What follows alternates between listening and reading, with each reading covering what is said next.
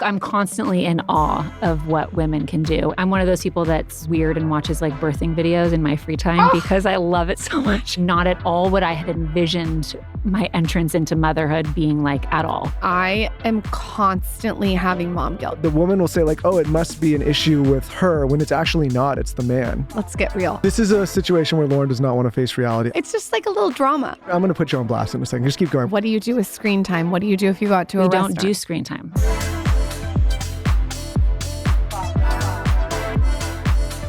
You know, you've been on twice. The first one was episode 87. And to give you context, we're on like 760 now. Okay. So it was a long time. Yeah. And then the last time you were here was in 2020, March of 2020, before the pandemic.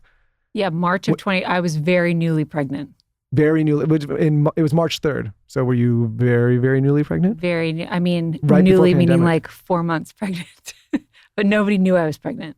I was about to go on my book tour for The Gift of Forgiveness. That was the book tour. It's like literally I called the title The Gift of Forgiveness. Yeah, because that week, my book came out on a Tuesday, and that Friday, the whole country went into lockdown. Oh. Yeah, and before we go much further, I need you to get in touch with your mother because she did invite me to a dinner the last time she came on the show. And Sunday family dinner. I've been waiting on the Sunday family dinner. Well, it happens every Sunday. I know. I've been sitting just around. Feel free to show up. Your invite got lost. Tell Maria to send. No, this is what happens with Sunday family dinner. It's a standing invite. So we're there every Sunday. Do I just show up? No, you just say, hey, I'm in town this Sunday. Oh. I'm in town this Sunday. I'm available. Great. Come over. So, okay, so don't just like show up out of nowhere. Like, I'm going to send you by yourself and you can go do that and let me know how you're Here's what happens, received. Katherine.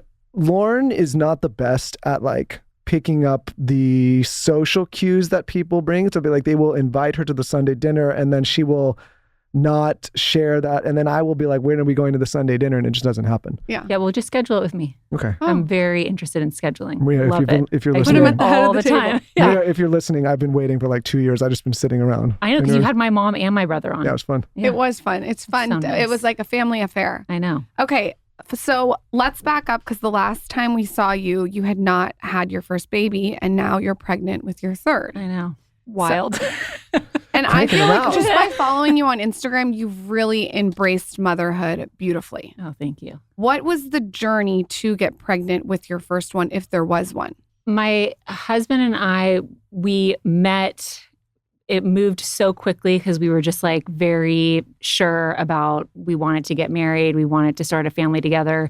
And we got married, got pregnant the same year. And then we had our first daughter, and he has a son from a previous marriage. So I was able to see him in his element as a dad, which I feel like was, everybody always says like, what was that like? And I feel like it was the greatest gift to me because I could see he's going to be so hands-on as a dad. He's an amazing dad.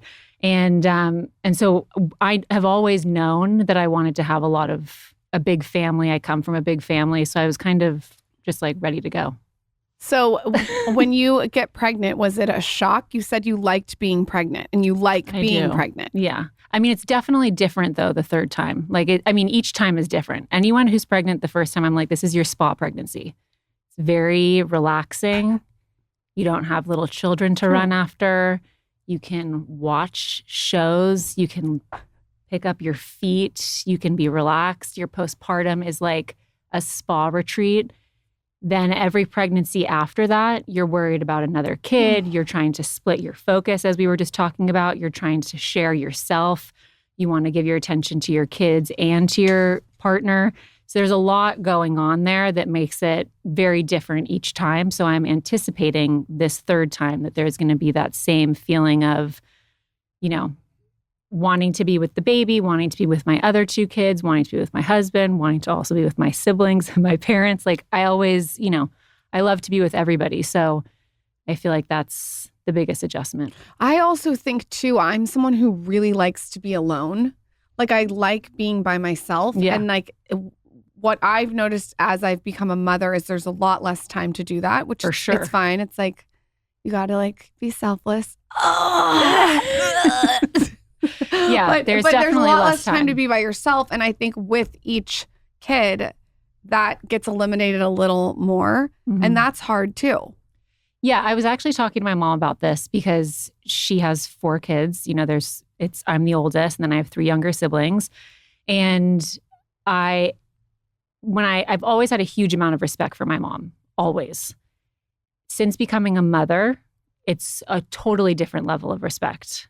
I'll say actually since becoming a wife, totally different level of respect. Then since becoming a mom, then every child, I go to my mom for everything. And I always say to my mom, like, when did you get your alone time? And she's like, now. This is when I have my alone time. When you guys are grown up, you guys are doing it. And it's a different form of parenting. It's, very involved. We're all super close in my family. So my mom and my dad both parent us differently now as adults, but it is a huge commitment. And if you are, very invested in it and very focused on parenting, it's also, it requires a lot of time, and it's the best investment that you can make. My mom's like, nobody talked about me time when I was raising you guys. That wasn't a conversation that we had, which I feel like probably made it a little bit better because there wasn't that idea in your head of like, oh, I'm not having enough me time right now. I'm failing in that area. You kind of got it when you got it. There wasn't Lauren Bostic on a mic telling everyone that they should have me time. Lauren's the type of person that cannot make peace with the reality. She's like, if we are traveling and it's a 5 a.m. flight and we're going through, she will complain and act shocked like that is going on the entire time. Like she can't get to the place where she just accepts like, oh, I have to have like space to myself, or I feel like I'm not. Do you get what I'm saying? Like something annoying or bad or will be happening, and like she cannot face the reality that's just the reality of what's going on in that moment. Yeah, I mean, I feel like you're like a routine person. Yeah. Yeah, I'm a routine person too. Yeah. But I'm also a scheduler and a planner, so I can anticipate what's going to happen. Oh, so you're like Michael Moore. Yeah, but I also like my routine a lot. So you're a mix. Yeah, I'm like a combo of you. But she can't believe, like we'll be in a situation and she like can't believe. Like I'll have 20 minutes to pack and I'll be like, okay, I'm going to go in the sauna for 10. 20 minutes to pack is just not even a thing. The other day we had we had to go speak. We had a 5 a.m. Like we had to be at the airport at 5:30. She set her alarm at 4:45 and was not packed. And I was like, why? You mean 6:45? No. 4:45. Okay, so you're like Chris. That's how he does. Yeah. He'll wake up and he'll be like, we're going on a plane today. That's exactly. No, that's I cannot. exact. Like, no, I'm like, do you want to pack the night before? Like, let's just throw a couple things. So then what do you do about your kids? I like have it planned. Like I'll tell like the help that I have around me, like this is what they need. This is the outfits I want. This is how many diapers we need. No, everybody in the house, everybody's organized. It's just her. Oh. I feel like it's a way to kind of like control it and make it still about like her. Katherine didn't come here for couples therapy, Michael. That's interesting. I like to control it in the other way. Like I like to control it that I'm going to start packing 2 weeks in advance. She likes to control it the opposite way. Where she's 2 like, weeks let's see if we make it type thing. And I'm like, the whole family's That is so unnecessarily stressful. Why? I mean, and you're still doing that with children. Aren't they unpredictable enough? Do you need the added stress? It's just like a little drama. I'm sweating profusely by the time we get out of the house. Oh no, I would not do well with that. I know. He's dripping. He's dripping sweat. You know what? I think about your mom all the time when I can't get my kids to sit around a table, because she said on the podcast that you guys used to have dinners without phones all the time. We still do, by the way. You still do that. And yes. Do you do that at your house? No, at her house. But do you do it in your own home with your yes. kids? Yeah. So, at 5:00. But yes, for right now, because my kids are little. But yeah, we do that. So every single night you guys have a family dinner? We sit down with the kids and have family dinner, yeah. Wow. But Lauren, what I find strange, and I don't know, Katherine, if this is similar to Europe, but you're like, I had to ask my parents, like, may I be excused? Like, can I, like, you can't do that. You can't just, like, I don't get this concept of kids are just allowed to do whatever they want at the dinner table. I don't get that. I don't like that either. I just it's very amazing that you guys do that every single night. I mean, some nights we're just trying to get by. Listen, if Chris is filming late and then I'll wait up for him, I'll still sit with the kids and have dinner, or I'll be in the kitchen and I'll come in, depending on what the day is like. But we sit down at the table, some version of that, every single night with the kids. And that could be with toddlers. It could be 5 or 10 minutes, and it could be 20 minutes if it's a great meal situation. So it changes. It's fluid. It's fluid, but we still make the effort to sit down together as a group, as a family, to connect and have that time. Because then during the day, everybody has a different schedule, things are going on, and it's harder to do that for lunch, let's say. So we do that at dinner. And we did that my entire life living under my parents' roof. That's what she said. Sure. She said, always family dinner. Always. And by the way, always with my parents with their crazy schedules as well. I mean, my dad would fly back from Sacramento to have dinner with us as a family a lot of the time. My mom was home pretty much every single night that I was in my parents' house. She was home every night for dinner, no matter what she was doing. And all four of us kids sat together. We went over what was going on in the world. We went over what was going on in our family with each other. And it was a way for us to connect because as we got older, you have more activities, more after-school activities. You have friendships. You get your first boyfriend, your first girlfriend. So things happen in life that will take you away from connecting with one another. And that was very important to my parents and to my mom when she was growing up as well. I mean, I was just back east with my entire extended family. We had family dinner every single night. How important is it not to bring your phone to the table? Very important. I agree. Wait, why are you looking at me? He's a culprit sometimes. And you're not? You know what's happening with the phone? Let's get real. He's been playing backgammon. Oh, my sister does that with Solitaire, but not at the table. Ooh. I'm not at the table. Lauren. What did you do last night at the table? The fake table. We're in a hotel for 2 So what? weeks. Doesn't matter. I played some backgammon. Yeah. Not gonna lie. Not At gonna the lie. table? Not that we don't have. I would say right now we're thrown in It's around a table. a It's hotel. it's a tray table that they bring you at the hotel. the room Oh, service okay. table. And I don't caught him feel and like I that's thought, a- wow, a this is the table. perfect podcast to bring this up on with Katherine. I'm Let's talk happy. about Maybe it. this will change it. Okay. All right. I so, don't know. Listen, I'm going to put you on blast in a second. Just keep going. We'll Okay, bring the I can't topics. wait. Let's do it. I'm going to Okay. tell on you. I love it. talk to us about your individual fertility journey and why it influenced you to create your podcast before, during, and after baby, which advocates for women's fertility journeys.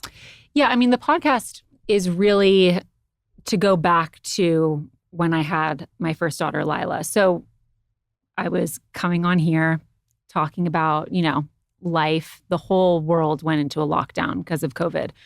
I had Lila in the thick of COVID and I was, isolated with myself, Chris, and the baby. And we were at home and it was such a you guys remember this. It was such a weird and crazy time and also a very isolating time and not at all what I had envisioned my entrance into motherhood being like at all. I've always known I wanted to be a mom. I am the oldest in my family. I have treated my 3 younger siblings like they're my own children. Like I'm so close to them. My youngest brother is 8 years younger than me and was like my practice baby growing up. So I've always known I wanted that to be a big part of my life and fantasized about it. And then it came and it was just very different than I had imagined. And I felt like there was so much going on in the world. And there were also so many people becoming parents for the first time in COVID in this crazy time. And we all had these questions about different things. And we didn't have that community or that village there to support us in the way that they say is so important for a mother's mental health, is so important for the experience for both parents to get a break, to have someone show up with food or with helping with the laundry or watching the baby while you hop in the shower. None of that existed. And so I found myself on Instagram a lot and just on social media trying to find a supportive community at this phase of new parenthood. And I remember talking to Hillary one day and we were just like, we're both looking for this. She was pregnant. I was a couple months into motherhood. And we just decided to invite people on Instagram Live at the time and just have conversations about parenthood. And we got such a great response to it that I just continued to do it 4 years later. I did that with you. Yes, you did. Oh my God. You Yeah. guys had kids. Zaza was born in January of 2020. Yeah, So and Lila, August of 2020. I did that with you. I just remembered that. Yeah, you did that with, I talked to some, because we were all on lockdown. We were all home. So we were all kind of having these conversations about parenthood and you were, 7 months, 8 months ahead of me. So I was like learning from you. I was learning from people I didn't know, people I did know. So it was a really wild experience. And to me, as I, go on in the journey of motherhood, it's still so fascinating to me to talk to people who are at different phases of motherhood and parenthood, whether it's fertility struggles, if it's breastfeeding, if it's picky eaters, if it's screen time, like all these topics are so interesting to me. And we just recently switched platforms to make it not Instagram Live anymore because that was wild to still be doing. And it's amazing. I love it. It's such a great way to connect with parenthood, the parenthood community, mothers all around, and be able to also include them in the interview process to get their questions, because so many of these topics don't necessarily apply directly to me, but they apply to somebody that I know going through a specific journey, or someone who wrote in a question who wants to know about something specific and talk to an expert or a person who's experienced something or struggled with something. So the goal is really to have everybody be able to share the journey, be a part of the journey, watch episodes when it applies to them, go back and rewatch episodes when they're dealing with a picky eater, when they're struggling with their fertility, and connect with moms, dads, caretakers, aunts, uncles, grandparents. I talk to my mom on this series a lot, my siblings. So it's really a overall well-rounded variety of topics to kind of include everybody in this journey that I'm 4 years into. So what's something that surprised you and shocked you that you've learned about pregnancy or fertility through doing this? About fertility, I would say just how much information we have now, and how people as young as, the beginning of college or end of high school are thinking about their fertility. I would say that's very surprising to me, but great at the same time. And I would say about my own experience, what your body can do as a woman. Like that to me, I've always known that the human body is incredible and the woman's body is amazing, but to experience it and to go through it and then also watch other people go through it. I'm one of those people that's weird and watches like birthing videos in my free time because I love it so much. I don't think I've ever watched, maybe one I've watched. I'm constantly in awe of what women can do. And then, get up, go to work, take care of their family, take care of their partners, show up. Like it's a lot. What do you think It's about really nice. Michael telling me that his hair hurts when I was 9.5 months pregnant? I didn't tell you that. Unacceptable. By I the was way, saying my head hurts. I was No, actually just his hair. reflecting on this recently because after I had my first and second daughter, Chris slept a solid 11 hours. It is. And he was like, it was exhausting. It's I was stressful. like, was it? Well, listen. So tiring. It is incredible what you guys do, but there's this couch that these hospitals bring us, and it is really flimsy, and we have to lay on that the whole time, and it's Aw. tough to get through. I'm not gonna lie. So the last time I unfortunate. brought a whole a camping setup, and I stayed there. I remember actually watching Lauren in her whole birthing process and journey, and how Because I was like, I'm not gonna get caught. you on this guys thing had again. a doula in there, and the doula was there for you. Yeah. Yeah. I needed her. I needed her. It was a sheet mask on him. I It brought the was nurses cookies. We had a lot of laughs. and, unbelievable. And then to tell me his hair hurt, No, it was just like, I can't. feels like read the room. The Yeah, first time right? I was so nervous for you, she gave birth here in Cedars, and I drove to the wrong. I got, I was freaking out. I was driving, this. I'm like, this is the moment, and it was Right. like a Friday. It was like a crazy night in West Hollywood, so everybody was out, and she, I thought like she was gonna give birth in the car, and I got so scared that I didn't go through the nice maternity entrance. I drove through the emergency entrance, and there was a guy with like a stabbing wound, screaming, and a guy had his hands and knees throwing up, and like that, they like wheeled her in. I was Feels like, very just like exactly what should have happened to you guys. Yeah, and I Don't was you like- feel like that? yeah, I was like, maybe I fucked this up. I can't. What do you think a common misconception is when it comes to fertility and women's journey on it? I feel like that it only involves the woman. Talk more about that. Well, when I talk to all these people who are experts in their fields, they talk about obviously the woman and how important that is in, growing a family, but also how big of a part the man plays. Obviously, it's a joint effort. And we don't really focus as much on that being a huge part of it. So I feel like the shared experience of it not being something that's just the woman's responsibility, but also the man's responsibility, or however you're growing your family. So that to me was probably a big area that I feel like needs more attention, because there's so much, whether you have a hard time family planning, or it's really easy for you, or you struggle with it. There's so much blame that women put on themselves for their body not working properly, for their body failing them. Women beat themselves up about their breastfeeding journey, about their postpartum journey, about motherhood. We were talking about guilt before we even started recording. It's never ending. And so I feel like men, they have such a big part in it as well. And I feel like there's much more conversation about that now, how men can be more supportive, how they can be more engaged, and also how they also have such a big part in the fertility journey and growing your family. And medically, it seems like every doctor or expert that I have come on talks a lot about the men's role in that, and also preparing their bodies for growing a family just as much as women are preparing their bodies for it. I do have something to add here now. That is actually not crazy to add. We've had conversations on this show where a lot of women bear the brunt of fertility and they feel guilty if they don't get pregnant or if they're having issues. And a man will go in, like say I go in and I get my sperm tested. They could say, hey, your sperm looks good and swimming well, right? And so the guy thinks, oh, cool, it's not me. It's like the issue lies with the woman. But a lot of men don't realize that there's this thing called a cap test. And depending on how the head of the sperm is shaped, if it's like blunted and rounded, it can't actually penetrate the egg. So it could swim really well and it could look I can't healthy. talk about your sperm like this before 12 p.m. This is a lot to hear about the sperm. I don't need to know about the head of your sperm. Because it's supposed to be like this cone shape that can penetrate the egg, which will get the woman, which will fertilize the egg. But if it's not, it could look healthy from a male's, like the report could look like Michael has perfect sperm and it's fine. That's weird to say.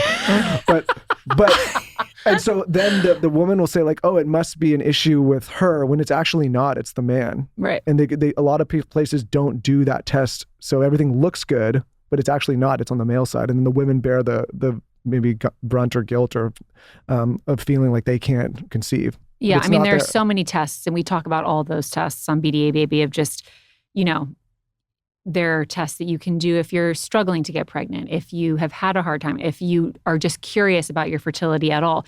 All of these things are great ways to learn more about the space. And also, there are people now in their 20s that are like, should I be getting my fertility tested? Should I be talking to my OB about that? And then you turn 30 and they're like, we should probably talk about freezing your eggs, as women. So there are all these different subjects that I really try to focus on with BDA Baby, since it's before, during, and after baby. We're talking about everything that comes into play here before you even think of starting a family. And then also when you're 15 or 20 years in, because there's a lot that goes on there. Yeah. I want to talk about the shame and guilt. And what I see a lot of women who, like Michael said, who have come on this podcast. I know one in particular who did 14 cycles of IVF, which is wild. And it came to find out that it was actually something with her husband, but she covered it up because she didn't want to make him feel bad. So that's the shame aspect. Like he didn't know? I think she didn't. She didn't want to tell other people that it was actually him. So she kind of like lied for him. She's looking at see, you're looking at me kind like of lied angry. for him. Yeah. And there's like a shame when it comes to like the men. Have you found that? The couples that I know who experience or go through IVF or experience it are so open about the male side of it. So I myself haven't experienced that in my conversations. But I think that, I think all of these things are really challenging on the couples. Yeah. And so when I talk to people who go through those experiences, I always say to them, like, what are things that you do to stay connected? What are things that you do to not make everything about getting pregnant, focusing only on a pregnancy, having sex on this day at this time, making it become your entire life. Yeah. And people have given really great tips and tricks on that, because so many people in their journey to get pregnant often drift apart and it becomes a wedge in their relationship. So, I mean, it makes sense that, people do different things to make people feel good about a situation, even though it's not great. Wild. If Michael, by the way, she'd put you on blast I'd go right on here air and be like, she'd be like, this guy's stuff is not good. Yeah, it's not working. How do you personally deal with mom guilt? I've opened up a lot on this podcast that I am constantly having mom guilt. Like I have tried everything. There is nothing I can do besides stop working, which I don't think would make me feel fulfilled. I don't think that's the right answer. It's also like, you have to also think about it for your kids, right? It's when I think about from my mom, for example, my mom worked my entire life. Yeah. And I have always reflected on my mom and my dad, but especially my mom as being the most present mother that I know, period. So much so that she was building built a huge career, continues to work so much, and did my entire childhood, and still made a huge priority with us kids and with my dad and with her parents that were getting older that she was responsible for taking care of. Unbelievable. And her siblings and, our home, everything. My mom was on it. She was just, and still is, by the way, still is working and traveling and just has so much going on, and still makes every single one of us kids feel like we are the most important person on any given day. So I look back at that and I look at the fact that I watched my mom work. I mean, I have vivid memories of when she had my youngest brother and she would be at her typewriter in her office with a breast pump on, pumping while my brother was sleeping, and she was working, and she would get up and, wake up at 3 a.m. to go film something in Burbank for the Today Show and come back and drive us to school. And, it's, for me as a mom now to be able to reflect on that time, I loved being able to watch my mom work and then also prioritize us kids and being a mother and also being a wife. I think my mom did that really beautifully, and it's really hard.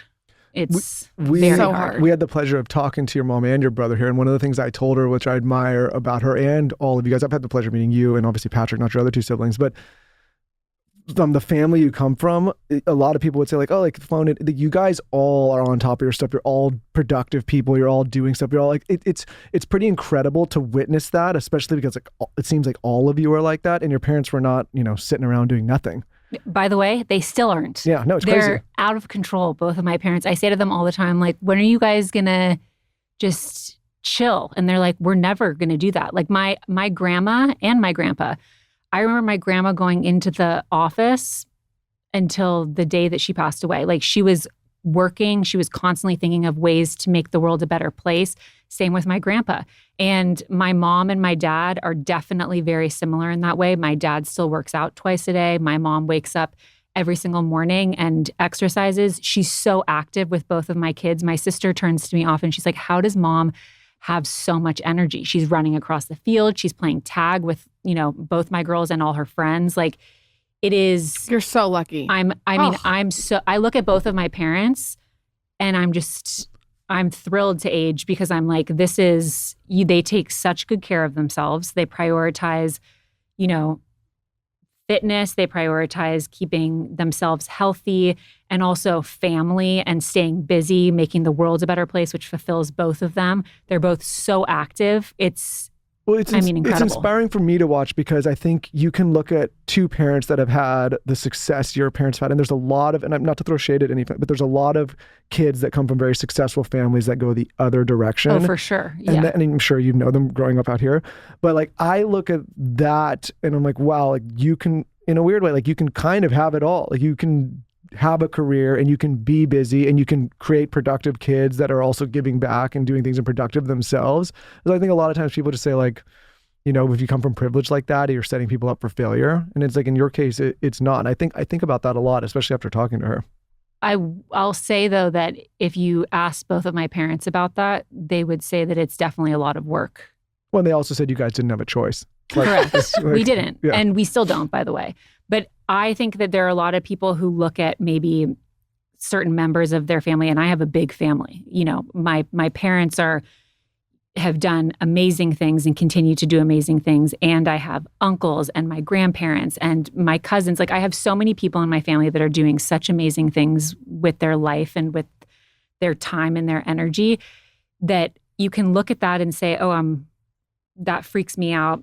It's not my path and I'm paralyzed by that level of energy. Or you can look at it and say yes, I'm so grateful to be a part of a family that is choosing to make the world a better place. And I want to be a part of that. I want to do my own thing, whether it's, having an animal rescue and making that your life's mission and your goal, or if it's starting the Special Olympics like my grandma did and changing the world for people with intellectual disabilities. There's so many different levels, and not to compare any of those things because everybody has their own passion, has their own purpose of being here.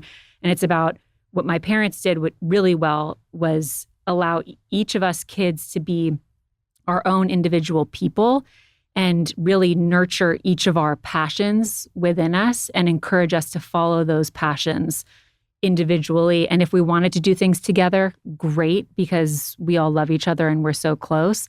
And also the importance of working really hard to find what your passion is and make that your life's purpose.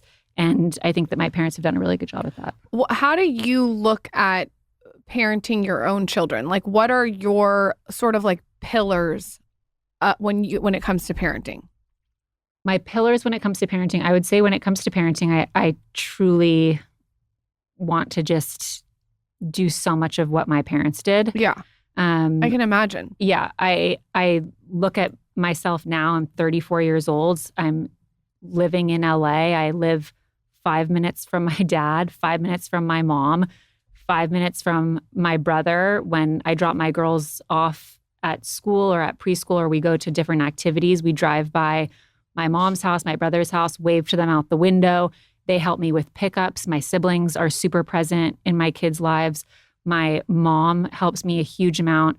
And I am very, very lucky that I have the best husband on the face of the earth who loves spending time with my family and also loves the help from my family. There are a lot of, family dynamics that shift when people bring another person into the family. And my husband's just like, this is great. Like, let's, the more the help, the more hands-on that we can get with your siblings, with your parents, the better.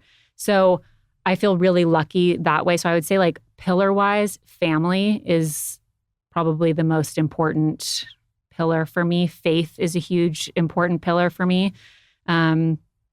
I would say purpose for sure, respect for sure. That was something my parents really enforced from a very young age, was respecting them and the family that they create in the home. And I think tradition, probably. There's so much negativity about aging.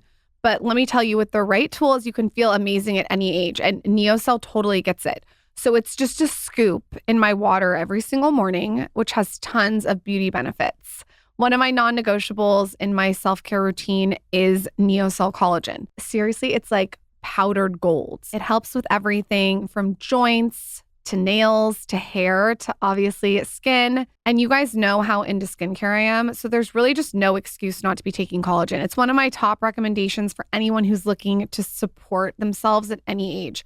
And like I said, what I do is I just put it into my water with lemon and electrolytes. Katherine, what are some of your non-negotiables in your routine that help you feel your best as you age? I feel like hydration. I know everybody says that, but drinking water is super important, especially when I'm pregnant. I love being able to start my day also with, I have Mosh bars all the time in my purse. Like my mom and my brother made these brain food bars that I have every single morning. My kids eat them all the time. So I love doing that. And then doing something that's physically active. What's the workouts that you do? Pilates. I do a lot of Pilates. I do a lot of walks. Being in LA, you can walk and hike. We're so lucky with the hikes that we have here, the walks that we have here, and also being able to do it as a family is a great way to knock out an activity. But I do a lot of Pilates. Love Pilates. What are some tips that you have for people who want to push back on the negative stigma about getting older? I mean, first of all, it's such a blessing to be able to age. I think we should reframe this aging idea and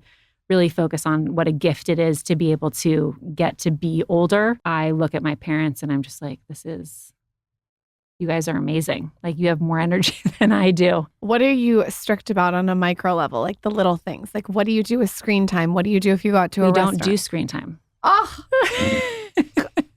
Told you. You know what I said to my friend the other day? I go, anyone that says that they don't do screen time is either crazy or they're lying. Which are you? I think you're crazy. So it's interesting because, I grew up with my parents being so active and also getting us being so active outdoors, doing crafts, doing things hands-on, getting outdoors. We live in Los Angeles. You can be outdoors pretty much the entire year. Yeah, that's what I struggle with because in Austin, it's so hot. Yeah, and I get that. That's, how many crafts can I do? I'm a fucking clown at the end of the day. I know. Put a red nose on me. I'm like...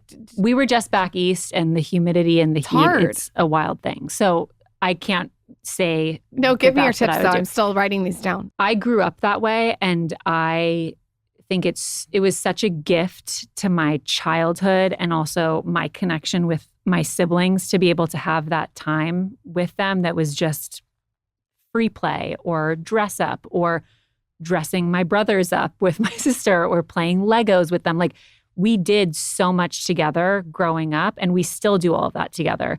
And as I said, family is really important to me. So even though my girls are little, I want them to be able to do a lot of that together and also do it without the involvement of an iPad or technology sitting there. I also interviewed someone on BDA Baby about this because I was so interested in,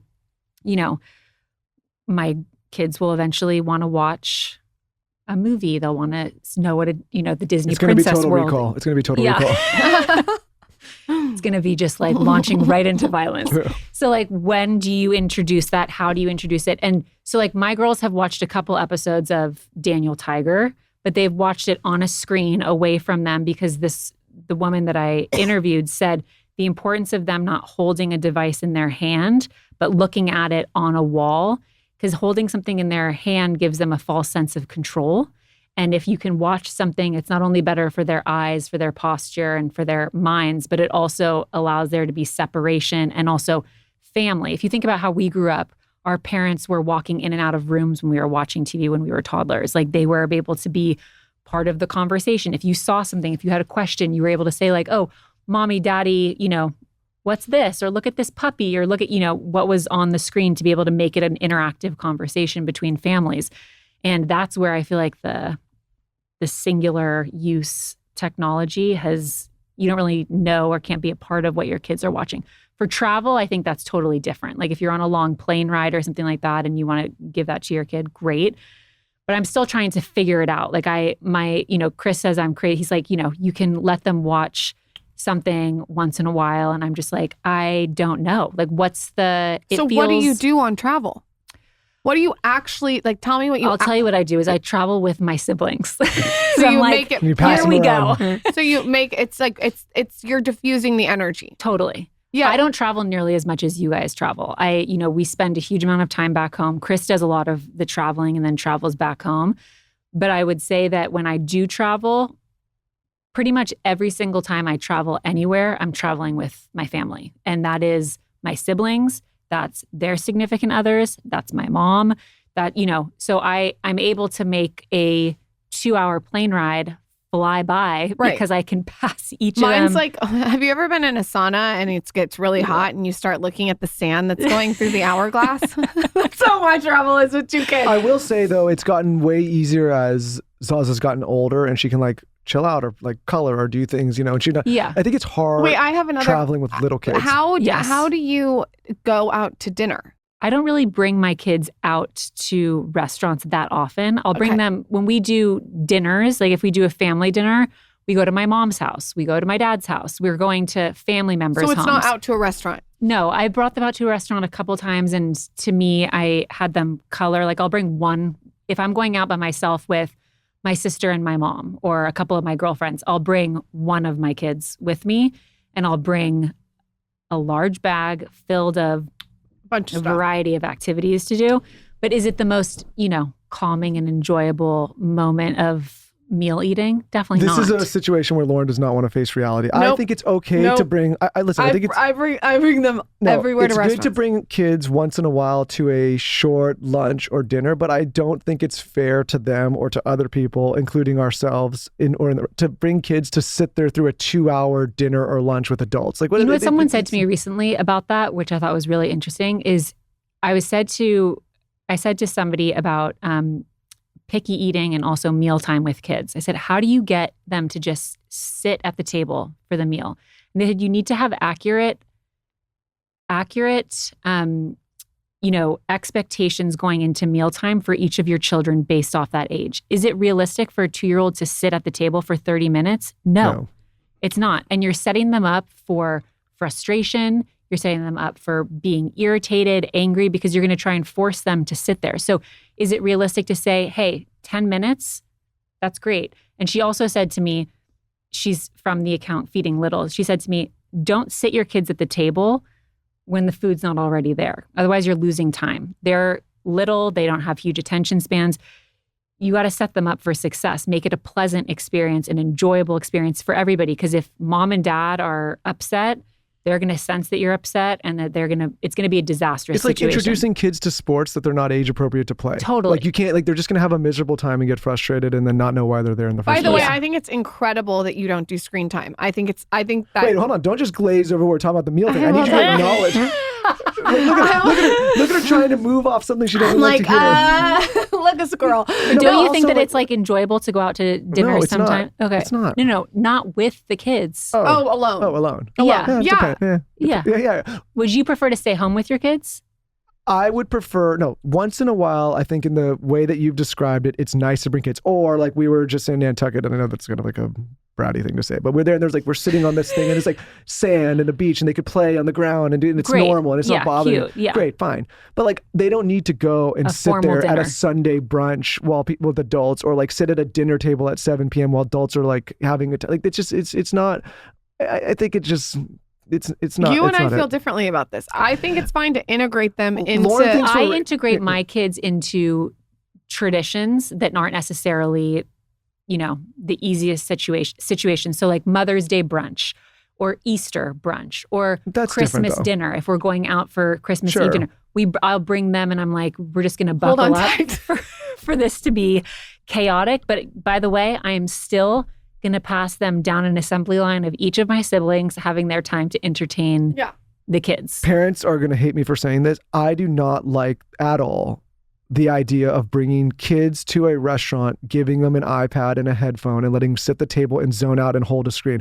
I think it's doing... Wait, who's going to hate you for saying that? Because I totally agree. No, people that do that. There's a lot. Okay. And I'm not throwing shade. I'm just saying like... And don't act like you haven't done it. No, I've done it, but I don't... I tell her all the time, I don't... Judge Judy. I don't give headphones. No, I don't need that EMF. You just have the... I don't give headphones. You have the volume on loud for the whole restaurant to hear? No. I turn it down completely. No. I turn it. This is what I do. I turn it down completely, and it's a game that they're playing. No. So they're playing a game. I don't so like the brain is working. No, it's not working. And I turn it on the lowest brightness. No. And I don't let them set it on their lap, and I put it way out so they can barely touch it because I don't want them touching it really. No. But can I ask you a question? Why would you just not leave them at home? Yeah. Because I like the little moments that I get out of it with them. Yeah, but it's for you. It's for you, not for them.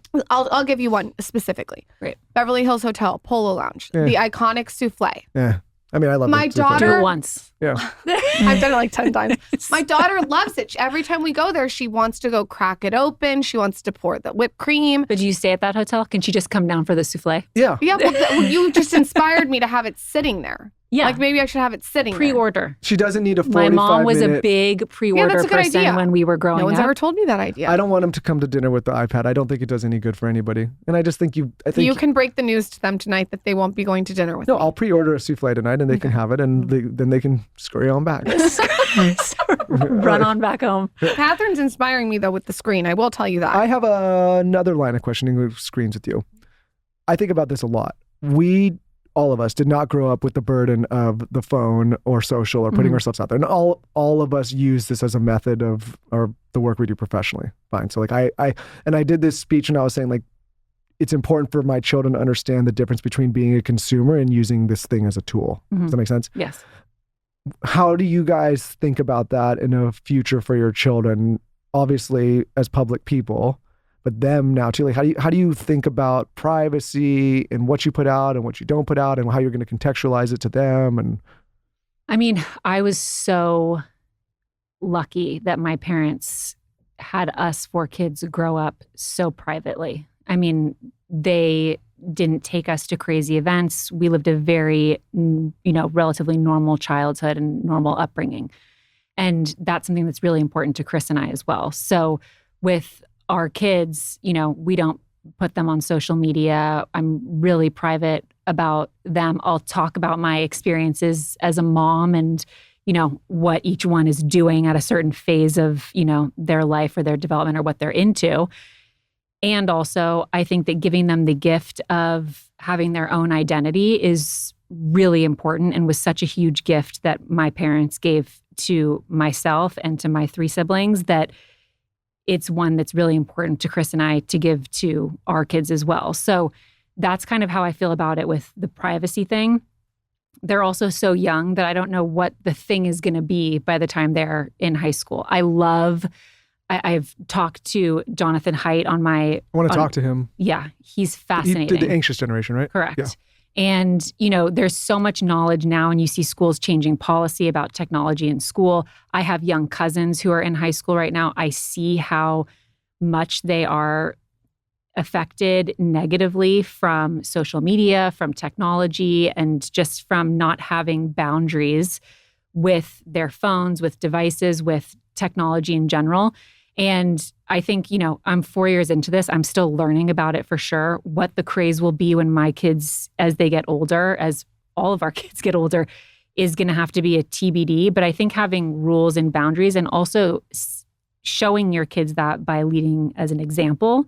So my mom actually, when I was talking to my mom about this, it was from actually sometimes Hillary would call me at 7:30 to talk about something that was business oriented or related. And I would be coming out of my second daughter's room, I put my younger one to sleep first, and then I would go into my other daughter's room to put my oldest daughter to sleep if Chris isn't home. And then I would come out and then I would just go right back into talking to Hillary about work. And I was realizing that was not setting great boundaries, not only for my relationship as my friendship with Hillary, but also just I wasn't coming out of there and then spending time with my husband or spending time going to dinner with my friends or, doing something in my house that I really enjoyed doing or bringing me calm before I go to sleep.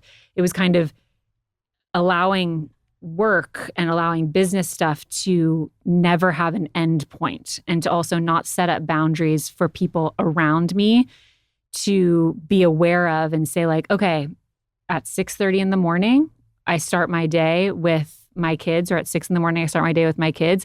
And then until I drop them off, I don't want to be distracted by picking up my phone or having to, answer a quick email or answer a quick text. So I think really setting boundaries for yourself and for your family, whatever works for your family, is really important because your kids pick up on that. They see that. You see kids say, why are you on the phone? What are you doing on the phone? And when it comes to screens, also like the thing that's also, challenging is FaceTime. I think everybody makes an exception for with their kids because it's how you stay connected to relatives and families and things like that. But when it comes to work, I feel like you really have to set up conscious boundaries as a parent and allow your kids to learn by example from you about putting your phone away, putting your device away, allowing you to be present. Because if you watch these videos that are going around and also you reflect on your own childhood, your parents weren't distracted constantly. When they were with you, they were with you. They were present with you. They were focused on you. They made you feel like you were everything in their world at that moment, playing a game, doing a puzzle, coloring something.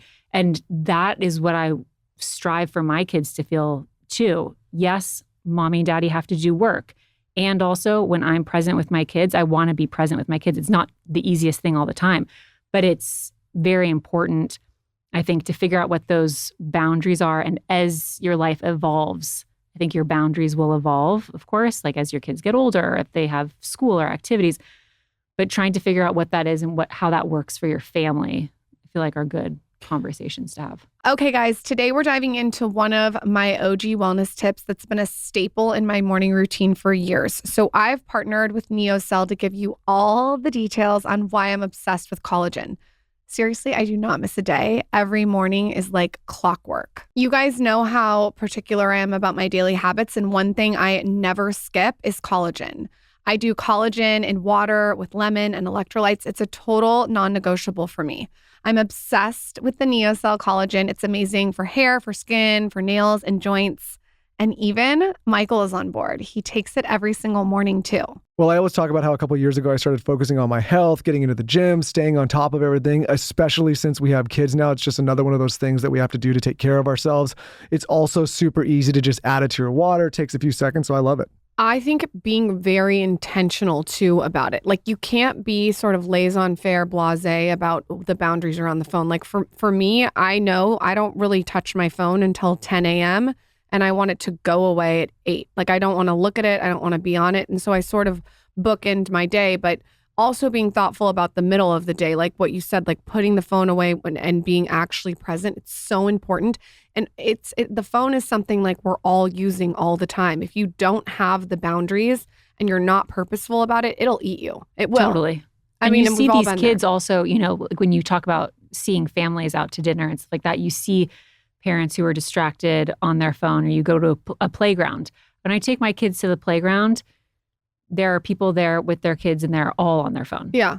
And, you know, I go back to how we all grew up. We didn't, you know, we grew up with our parents. If anything, they were reading the newspaper as like their form of distraction, or they were stepping away for a phone call on a landline. That's why I still have landlines at my house. It's like, you know, it's an intentional decision to go pick up a phone and to have a conversation or call somebody. Yeah. But listen, you know, my daughter's 4 years old. My other one is 2. So this is a You have some time. learning process. Yeah. Do you have any set things that you do with your phone besides you mentioned Hillary, like 7:30, there's the cutoff for work. What are your sort of ways that you look about it on a daily basis?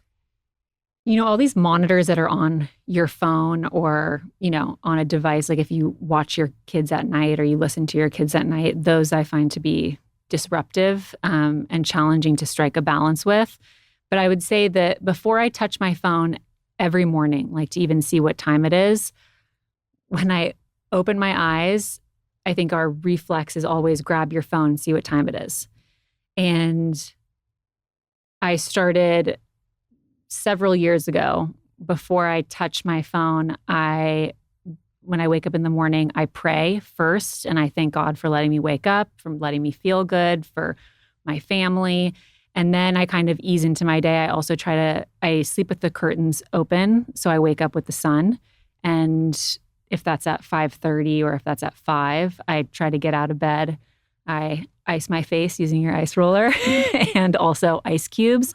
And then I have my whole quiet routine in the morning. I have my coffee and then I can kind of ease into my day. And then I usually bring my phone downstairs. And when my kids are done with their breakfast and starting to run around and play, then I will change my clothes, go into my office or take them to preschool or their school or whatever and kind of start the day that way.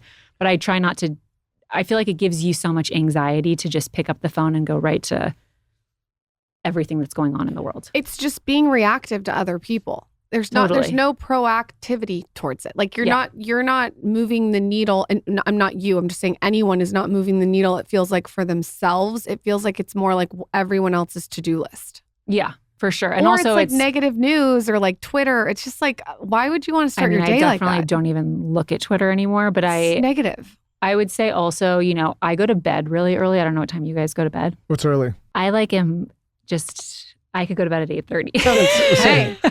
Listen, I think anyone with a 4 and a 2-year-old, that's Honestly, we try to be in bed at like 9 If I at could the be in bed latest. at 7:30, I would. Yeah, I mean, I would. We do this thing when the sun's still out, when it's always like bedtime. Yeah. It's like shut all the I know, curtains. but in the summer, it just stays up. I know, so like long. time to go. So, Yeah. The kids are like, what are you talking about? The sun, like I'm staring at the sun. I know. They'll say, but the sun is still up, Mommy. It's daytime. Like, it's not. Yeah, I like shut it early down. bedtime too. Yeah. What are your wellness, beauty, health hacks, especially when you're pregnant? What are you eating? Are you a meat eater? Are you vegetarian? What are your things? I had a phase of being a vegetarian. Okay. And it was not right for my body. Like didn't make me feel good. It wasn't good for my body type or, my brain function. Like I did not feel great when I was vegetarian. I know there are a lot of people who are vegetarian and they love it and that's so great for them. We don't let them listen to the show. That's not true. For me, I would say that the beginning, each first trimester of each of my pregnancies, I mean, whatever I can stomach is what I'll have. I'm not super picky about if it's a cracker, great. Okay. I think that a doctor told me one time when I was nervous that I wasn't getting in enough nutrients the first trimester of my pregnancy. She was like, you're living a life prior to getting pregnant that your baby's going to benefit from, your kind of routine health, that it doesn't really matter what you're putting in your body as long as you're drinking water, staying hydrated, and putting whatever you can in your body. That's fine. You don't need to be consuming spinach and meat when you're feeling disgusting and nauseous at the beginning. Then kind of as I start feeling better, I just really try to eat clean and healthy, but I'm also not really stressed about it. I'm not somebody who, won't have, I don't know. I feel there are so many people that I've seen when pregnant that are like, oh my God, I'm not going to have that cheese, or I'm not going to have those crackers, or, whatever. I'm also with my kids all the time. So I'll kind of eat whatever I'm eating with them. I eat like a child anyway. I've had 2 pregnancies. This is my second pregnancy in the heat of summer. And I just try to eat what's in season. Yeah. And I don't cook. I'm very open about that. I don't cook. Chris cooks. Oh, that's nice. Yeah, it is Does he really have any nice. tips? What does he come cook? over and give you I'm not a excellent lesson. Why? Learn. I got to focus what I'm good at. I could grill a few things, cook breakfast, make breakfast. You could cook. He's very good at making breakfast. I could do great wins at breakfast. I could and do also breakfast. dinner. I could do steaks. I could do burgers. I could do that. Oh, yeah, that's great. I'm not gonna I'm not gonna win an award, but Yeah, I mean, listen, this is his for our family. The kitchen is Chris's area. Baking, I kill it. I'm great at it. I can do it with the girls. It's so fun. I love it. I have great memories doing, making cookies, baking cakes with my mom growing up. I still do it. She does it with my kids now. It's great. I love it. Cooking, I made bagel bites for my stepson one time and I lit them on fire. And he was like, oh, these are not so good, Katherine. I was like, okay, we're done. We don't need to try this anymore. When Lauren cooked for me, I was like, great attempt. Let's bring it in from somewhere. I think I actually gave you food poisoning. Well, she cooked turkey, but she didn't cook it. Oh, and that's my biggest fear. And then I was like, she's like, how is it? I'm like, well, I got to go to the hospital. And I'm like, I'm dying. See, it's just not worth it. And then I'm like, ugh, you are so entitled and rude. This is why I don't cook. But Lauren's father, Brad, if you're listening, would if Lauren cooks undercooked turkey and delivers it to me, I have to tell her that was great job, great effort, even if I'm literally in the ambulance going to the hospital. So we have this thing where I grew up with a half Japanese mother. So it was right, wrong, there is no effort, right? Yeah. And I have to battle that in our marriage because I have to be like, this is wrong and I actually don't appreciate the effort. Does that make sense? You can say that in I'm a kinder, gentler way. Yeah, well, I know, but and that's half fourth Japanese. But it's kind of like if somebody gives you poison and then wants you to thank them for poisoning you. Poison. Because you should make him bagel bites. But she didn't intentionally make you. I know, but she also wanted to thank you for it. Does that make sense? Thank you for the effort, and we don't need to do this again. That was a really big thing that Chris and I learned we did to get married in our Catholic church. Did a premarital counseling. And in the premarital counseling, they told us the importance of using and instead of but. Ah, wow. Tell us about that. That was so helpful. It was like such a simple thing, but also. Thank you. And I wish I got this information 20 years ago. But you know what? You can start right now. That's why we do the show. I just think every man who's listening should just say 2 words. Yes, dear. And everyone's life would be so much simpler and they would live happily ever after. I don't know if that's true. I don't think Katherine, that's true. Where can everyone listen to your podcast, find you, pimp yourself out? Tell us also your child's book that you wrote, Zaza Has It. Tell us about all the things you're working on. That's so cute. I have another children's book coming out next year. I can't wait. I read that book to her. It's about you and your sister, right? Yeah. So cute. My sister, Christina. Yeah, which is crazy now because I wrote the book before having 2 girls myself. So it was like, that's interesting. Yeah, worked out really well for me. So you can go to Katherine Schwarzenegger. I'm on Instagram. I hardly go on my Twitter, which I know everybody's going to get upset about me saying. Called but X now. Yeah. Okay. X. See, I didn't even know. I don't even know what to call it. So I mean, we do weekly episodes. Every Thursday is a new episode. Every Monday we re-air an old episode. So we'll probably have your episode coming up that we did so long ago because we re-put them out there. The whole point of me changing platforms to putting it on YouTube and also in podcast format was, as parents, we always like to go back and watch things or listen to things when it applies to us. So if I'm doing an episode, one day on picky eating and I have a newborn, it's not going to apply to me then, but I want to go back and rewatch it when I start introducing solids to my kid. And this new platform allows us to be able to do that and allows a lot of rewatchability with parents, which was super important to me. So we have YouTube, BDA Baby, and also just my Instagram is a great way to be able to find all of that. Book-wise, any local bookstore. I love supporting local bookstores. So my book, Goodnight Sister, came out last year. I'll have another children's book coming out next year. And then I have 3 other books that are also available. You can go, I'm sure they're all on Amazon, but I prefer local bookstores. The book is so cute too. Thank you. It's really cute. Thank you so much. Thank you for coming on. You can come back Oh, anytime. thank You guys go you. listen to her 2 other episodes.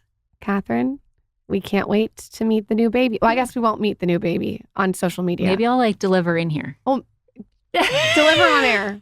Michael will deliver it. As long as there's a No. comfortable couch. Yeah.